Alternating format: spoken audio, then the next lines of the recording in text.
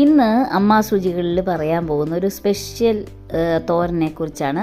ആരും തന്നെ കേട്ടിട്ടുണ്ടാവില്ല. ഇതിൻ്റെ പേര് അടതാപ്പ് എന്നാണ്. ആരെങ്കിലും കണ്ടിട്ടുണ്ടോ?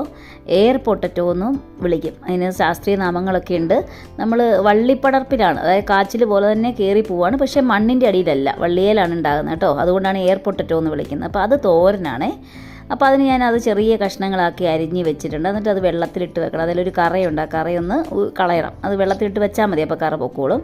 പിന്നെ തേങ്ങ വറുത്തത് ഓൾറെഡി ഇരിപ്പുണ്ട്. അപ്പോൾ അതിലേക്ക് ഞാൻ ഇത്തിരി പെരിഞ്ചീരകവും തേങ്ങയും മല്ലിയും മുളക് പൊടിയും കൂടി വറുത്ത് വെച്ചിരിക്കുന്നതാണ്. അതിലേക്ക് ഇത്തിരി പെരിഞ്ചീരകവും കൂടി ഇട്ടു.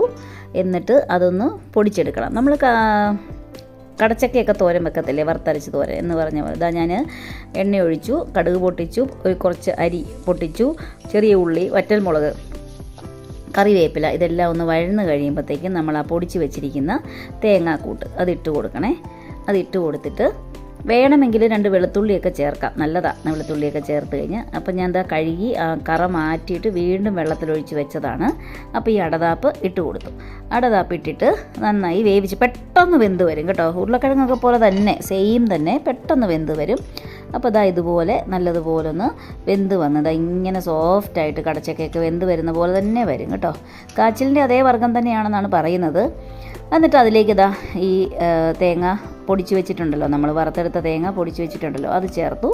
എന്നിട്ടൊരു ഇങ്ങനെ ഒരു വെള്ളമയം കാണും, അതൊന്ന് വറ്റിച്ചെടുത്ത് കഴിഞ്ഞാൽ നമ്മുടെ അടതാപ്പ് തോരൻ റെഡിയായി. ഇതേപോലെ നമ്മൾ ചപ്പാത്തിക്ക് ഉണ്ടാക്കത്തില്ലേ കറി, സവോളയൊക്കെ വഴറ്റി ഉണ്ടാക്കത്തില്ലേ, പൊട്ടറ്റോ കറി ഉണ്ടാക്കത്തില്ലേ, അതുപോലെയും ഉണ്ടാക്കാം. അതായത് പൊട്ടറ്റോ എവിടെയൊക്കെ യൂസ് ചെയ്യുന്നുണ്ട് അവിടെയൊക്കെ നമുക്ക് ഈ സാധനം യൂസ് ചെയ്യാൻ പറ്റും. ഒരു വള്ളിപ്പടർപ്പിൽ കയറിപ്പോയിട്ട് അതിലുണ്ടാകുന്ന സംഭവമാണ് കേട്ടോ. അപ്പോൾ സൂപ്പർ ടേസ്റ്റാണ്. അപ്പോൾ എല്ലാവരും ഒന്ന് ഈ വീഡിയോ കണ്ടോളൂ. ഇഷ്ടപ്പെട്ടാൽ ഒന്ന് ഷെയർ ചെയ്തേക്കണേ.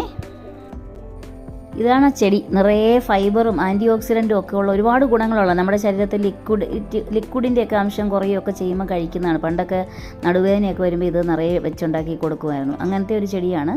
അപ്പോൾ ചെടിയൊന്ന് കണ്ടോട്ടെ എന്നോർത്താണ് വീഡിയോ ആഡ് ചെയ്തത് കേട്ടോ.